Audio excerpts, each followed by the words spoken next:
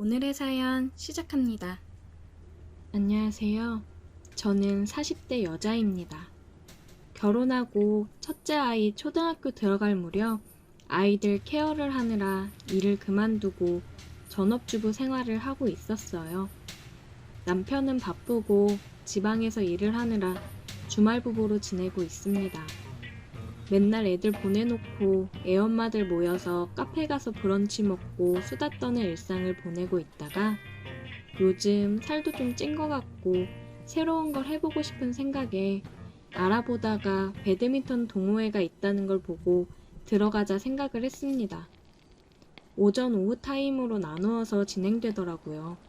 다행히 오전 타임으로 해보면 되겠다고 생각을 했습니다. 등록하고 처음으로 갔어요. 뭔가 새로운 걸 하는 게 오랜만이라 굉장히 설레었습니다. 긴장도 됐어요. 운동복도 구매하고 배드민턴도 준비하고 열심히 해야겠다는 생각으로 갔습니다.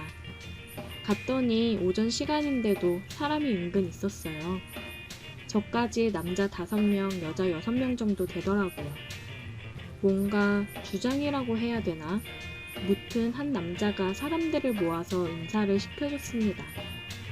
간단하게 서로 자기소개를 하고 제가 처음 하는 거라 아까 사람들 모아서 소개시켜준 남자가 저를 옆에 세워서 알려주더라고요. 처음부터 어색하지 않게 말도 계속 걸어주고 자세도 하나하나 봐주고 고마웠습니다. 다음에는 같이 플레이도 해보자고 하더라고요. 계속 치다 보면 금방 늘을 거라면서요. 오랜만에 하는 운동이라 그런지 재미있었어요. 그런데 한쪽에 서로 밀착해서 스킨십하며 배드민턴 치는 사람들이 있길래 물어봤어요.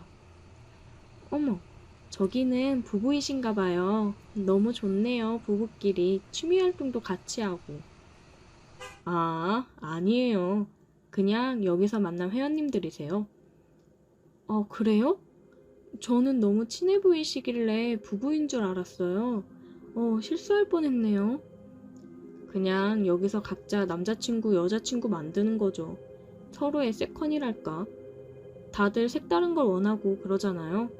운동하러 오는 사람들도 있긴 하지만 대부분 사람 만나서 한두 말 하러 오는 사람들이 많아요.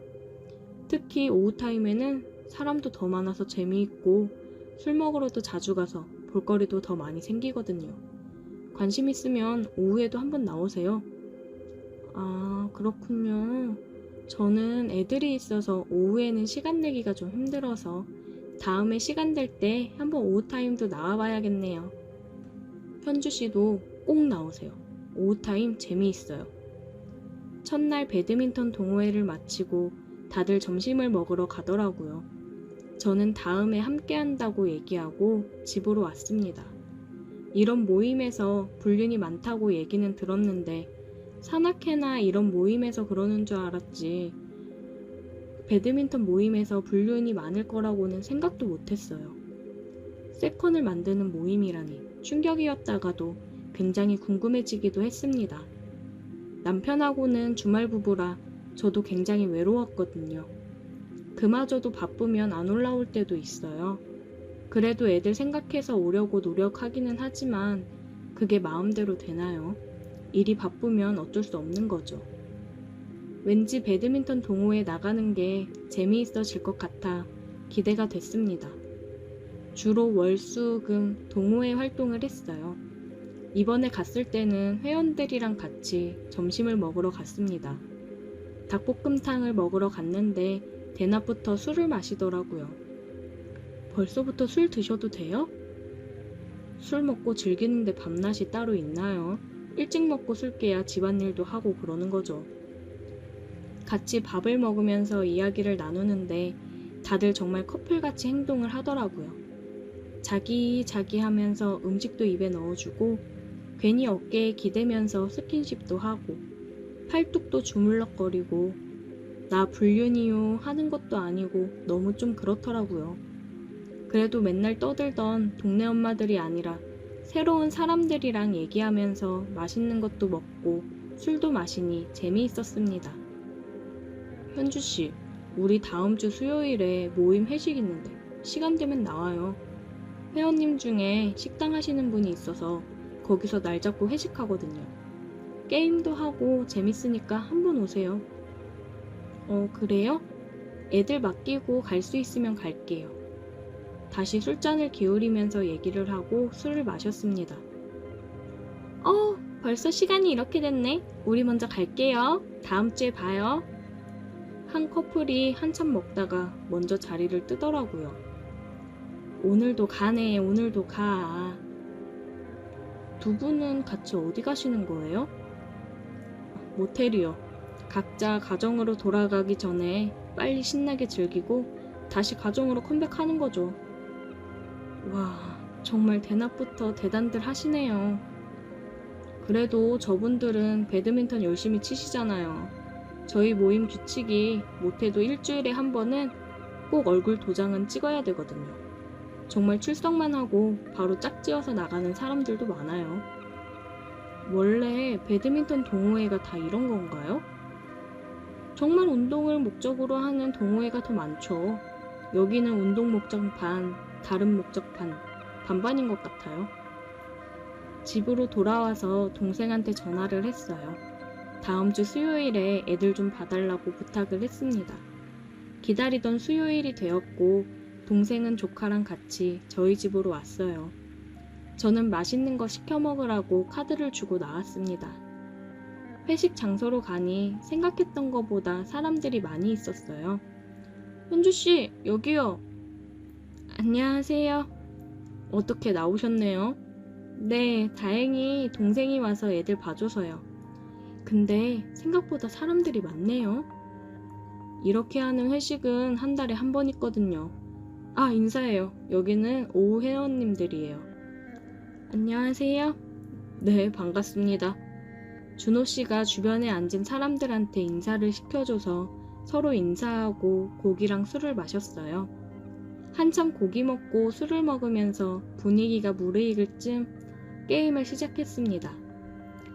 자, 오늘의 1등 상품은 모텔 이용권 5장입니다. 참여하실 커플들은 나와주세요. 현주씨, 우리 해볼래요? 네? 저 게임 같은 거 잘 못하는데. 괜찮아요. 재미로 하는 거죠 뭐. 자, 5커플 나오셨네요. 오늘 게임은 앞에 있는 신문지 보이시죠? 신문지 안에 두 분 발이 다 들어가야 됩니다. 단계가 올라갈수록 신문지는 반으로 한 번씩 접어주시면 되고요. 면적이 작아질수록 남자 회원님들이 여자 회원님들을 들어 올리거나 해서 발이 안 닿게 해주시면 됩니다. 가장 오래 버티는 팀이 승리하시는 거예요. 어떡해요. 저 무거운데. 괜찮아요. 걱정 마요. 자, 다들 올라가 주세요. 회원들의 환호 소리와 함께 게임은 시작되었습니다. 우리는 진행자의 말에 따라 점점 밀착되었어요. 외간 남자랑 이렇게 가까이 밀착해서 있어 본 게 얼마만인지 모르겠습니다. 괜히 제 심장 떨리는 소리가 준호 씨한테까지 들릴까봐 신경이 쓰였습니다. 자, 마지막 2커플 남았네요. 이제 신문은 남자분들 발 하나가 들어갈 정도의 사이즈인데요.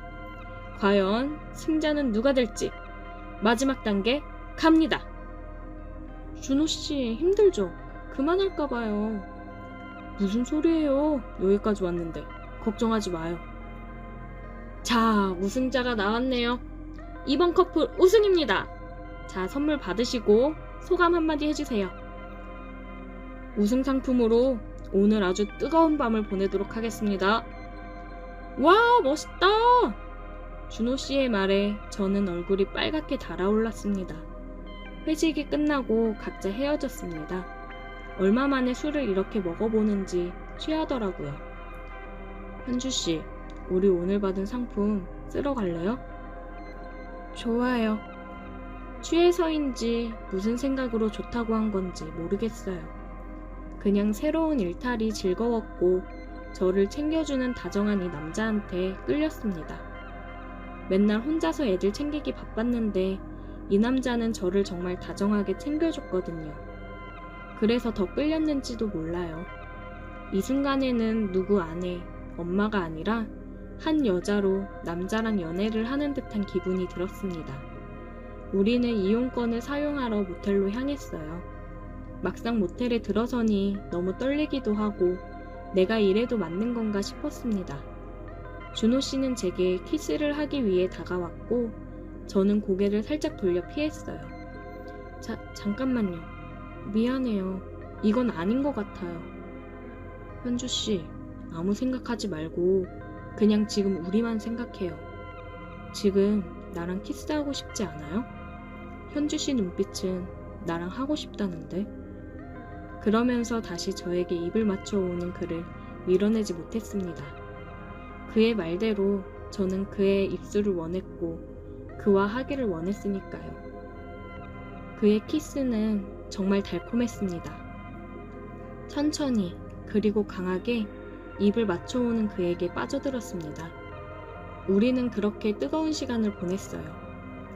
그러고 나서 남편한테 미안한 마음이 들기는 했지만 이미 제 마음을 멈출 수는 없었습니다.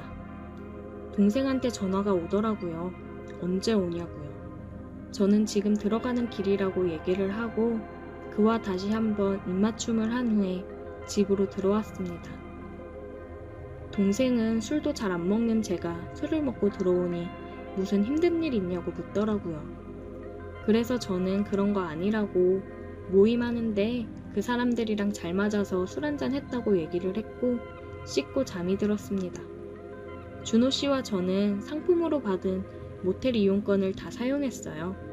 하나하나 사용할수록 우리 사이는 더 가깝고 진해졌습니다. 동네 엄마들도 요즘 제가 변한 게 느껴졌는지 어디 좋은 데 다니냐고 하더라고요. 그래서 저는 그냥 운동하는 중이라고 둘러댔습니다. 만날수록 괜히 이 좁은 동네에서 사람들한테 들킬까봐 걱정이 되더라고요. 하지만 그 걱정은 뒷전으로 생각할 만큼 지금 이 상황이 행복했어요. 이렇게 좋은데 당분간만이라도 이대로 행복을 누려도 되는 거겠죠? 오늘의 사연 여기까지입니다. 오늘도 들어주셔서 감사해요. 구독, 좋아요, 알림 설정 부탁드려요. 오늘의 사연 시작합니다. 안녕하세요. 30대 중반의 남자입니다. 평범한 직장 생활을 하다가 몇 년 전부터 계획했던 사업에 뛰어들어 고생만 하다가 지금은 어느 정도 자리를 잡아가고 있는 남자입니다. 결혼해서 아들 하나 낳고 아주 평범하게 잘 살고 있던 제가 어느 누구에게도 당당하게 말하지 못할 고민이 생겨버렸습니다. 저는 어린 시절 시골 동네에서 자랐습니다. 그래서 정말 어릴 적부터 함께 자라온 친구들이 있어요. 유치원부터 초, 중, 고를 같이 나오다 보니 정말 제 인생에서도 뗄래야 뗄 수 없는 그런 소중한 친구들입니다. 그 중에서도 저랑 가장 친한 친구 녀석이 있는데 같이 인서울을 하면서 대학에 가서도 그 친구랑은 월세를 아끼고자 함께 살았습니다. 친구한테는 밑으로 여동생이 둘이나 있는데 둘째는 1살 차이, 막내는 2살 차이가 납니다. 그 동생들도 어릴 적부터 함께 보고 자라온 정말 제 여동생 같은 아이들이었어요. 가끔씩 저희 어머니랑 친구 어머니가 싸주는 반찬들을 챙겨 놀러오고는 했습니다. 놀러와서 정말 그 좁은 원룸에서 하루 자고 가거나 그랬어요. 그 정도로 가족이라 생각하고 편한 사이였습니다. 그래서 동생들한테는 정말 이성으로 느끼는 감정이 하나도 없었어요. 근데 애들도 하나둘 나이를 먹으면서 굉장히 성숙해지고 많이 예뻐지더라고요. 그래도 정말 코 올리기 시절부터 보고 함께했던 친동생 같은 아이들이었기 때문에 애들이 대학생이 되어서도 딱히 여자로 느껴지거나 그러진 않았습니다. 저는 대학 시절 소개팅에 나가서 만난 여자친구가 있었기 때문에 다른 여자에게 눈을 돌릴 틈이 없이 여자친구랑 열렬히 사랑을 나누고 있었거든요. 그런데 그런 여자친구와도 제가 군대에 입대를 하면서 매번 편지를 써주고 전화통화를 하던 여친은 편지도 뜸해지고 연락도 받지 않더니 결국 제대할 쯤 이별 통보를 하는 편지를 하나 보냈더라고요. 정말 너무하다 싶었습니다. 얼마 남지 않은 제대인데 조금만 더 기다려주지 하는 생각이 들었고 저는 너무 힘들었습니다. 군대 생활만으로도 힘든데 그나마 여자친구를 보고 버티며 군대 생활을 할 수 있었는데 뭔가 일방적인 이별 통보를 받으니 내가 정말 못나고 루저가 된 것 같아서 마음이 힘들더라고요. 그래서 저는 제대하고도 많이 힘들어 했는데 전 여자친구의 소식을 듣고 더 우울하고 힘들어지더라고요. 제가 군대 가고 얼마 안 돼서 다른 남자 만나서 연애를 했었더라고요. 한참 양다리를 걸치다가 결국 그 남자를 선택한 거였습니다. 그 사실을 알고 나니 너무 힘들어서 매일 술을 마시며 보냈습니다. 그때 저를 위로해주던 게 친구의 첫째 여동생이었습니다. 친구 여동생들도 다들 서울에서 대학 생활을 했기 때문에 첫째 여동생 먼저 서울에 방을 구해 살고 다음 해에 둘째 동생도 대학에 합격하면서 둘이 같이 지내고 있었어요. 저는 여전히 친구놈이랑 같이 지내고 있었습니다. 첫째 여동생은 저랑 같은 대학에 다니면서 종종 만나서 학식도 같이 먹고 술도 마시고 하다 보니까 많이 가까워졌고 제가 한참 여자친구랑 헤어지고 힘들어할 때 옆에서 저를 많이 위로해주고 챙겨줬어요. 그때 그러더라고요. 어렸을 때부터 저를 좋아했다고 합니다. 제가 마냥 자기를 너무 어린 동생으로만 봐서 속상했었는데 지금 오빠 옆에서 힘이 되어주는 여자는 본인인데 이제 자기 좀 봐주면 안 되냐고 하더라고요. 그날의 분위기도 좋았고 마냥 어리게만 봤던 동생이 어느새 정말 성숙하고 이쁜 성인이 되어서 저에게 이렇게 마음을 표시하니까 저도 모르게 훅 제 마음에 들어왔습니다. 그렇게 우리는 사귀게 되었습니다. 이 사실을 친구 녀석에게 어떻게 이야기를 해야 되나 고민을 많이 했지만 빨리 얘기를 하는 게 맞는 것 같아서 술 한잔 하자고 한 뒤 술을 마시며 얘기를 하니까 생각 외로 축하를 해줬습니다. 잘 됐네. 내 동생 울리지 마라. 걔 옛날부터 너 좋아하는 거 알고 있었어. 그리고 너만한 남자 없는 거 내가 아는데 뭐. 잘해줘라 진짜. 축하해줘서 고맙다. 내가 진짜 잘할게. 우리는 3년의 연애 끝에 제가 취업을 하자마자 결혼을 했습니다. 고향 친구들부터 어른들까지 모두의 축하를 받으며 우리는 행복한 결혼식을 했습니다. 그만큼 행복한 결혼 생활을 했어요. 결혼 생활을 하던 중 친구는 지방으로 발령이 나서 내려갔고 처제는 계속 서울에서 일을 하고 있었기 때문에 친구를 제외하고 셋은 자주 만나고 처제는 저희 집에 와서 저녁을 함께 먹고 그랬습니다. 와이프가 육아를 하느라 힘들어하니까 처제가 집에 자주 놀러와서 애도 봐주고 많이 도와줬어요. 그리고 처제는 집에서 프리랜서로 일을 하는데 작업하는데 지금 지내고 있는 집이 별로라며 계약 기간이 끝나가니까 집을 알아보고 이사를 한다고 하더라고요. 근데 짐을 빼고 집을 알아보고 들어가는 동안 일정이 안 맞아서 잠시 저희 집에서 지낸다고 했습니다. 뭐 지금도 같이 사는 거나 마찬가지로 매일 집에 오니 크게 달라질 건 없을 것 같았어요. 처제는 집에 와서 식사며 육아며 많은 도움을 줬습니다. 와이프도 많이 힘들어 했었는데 처제가 와서 지내면서 평소보다 도움을 많이 주니 굉장히 좋아하더라고요. 저도 아내가 좋아하니 처제한테 고마웠습니다. 그런데 지내다 보니 뭔가 처제가 제 아내가 된 것처럼 점점 행동을 하더라고요. 처제는 막 신혼생활을 시작한 사람처럼 행동하며 좋아했습니다. 처제는 아내한테 자유시간 좀 갖고 밖에 나가서 친구도 만나고 재미있게 놀다 오라고 하더라고요. 자기가 형부 저녁이랑 애기 다 케어하겠다면서요. 아내는 오랜만에 자유시간에 오늘은 진짜 실컷 놀고 늦게 올 거라고 신이 나서 나갔습니다. 저녁 식사를 하고 처제는 애기를 재우러 들어갔다가 나왔어요. 형부, 우리도 술 한잔 할까? 술? 그래, 좋지. 한참을 술을 마시고 있었는데 처제가 갑자기 눈물을 흘리더라고요. 처제, 울어? 형부, 그거 알아? 나도 형부 옛날부터 좋아한 거. 아니 잠깐, 처제 그게 무슨 소리야? 내가 조금만 더 빨리 형부한테 고백했으면 우리 관계가 달라졌을까? 요즘 이렇게 여기 와서 지내면서 알콩달콩 행복한 언니랑 형부 보니까 저 자리가 내 자리였을 수도 있는데 나도 저렇게 행복한 가정을 꾸릴 수 있었을 텐데 싶더라. 너 많이 취했다. 들어가자.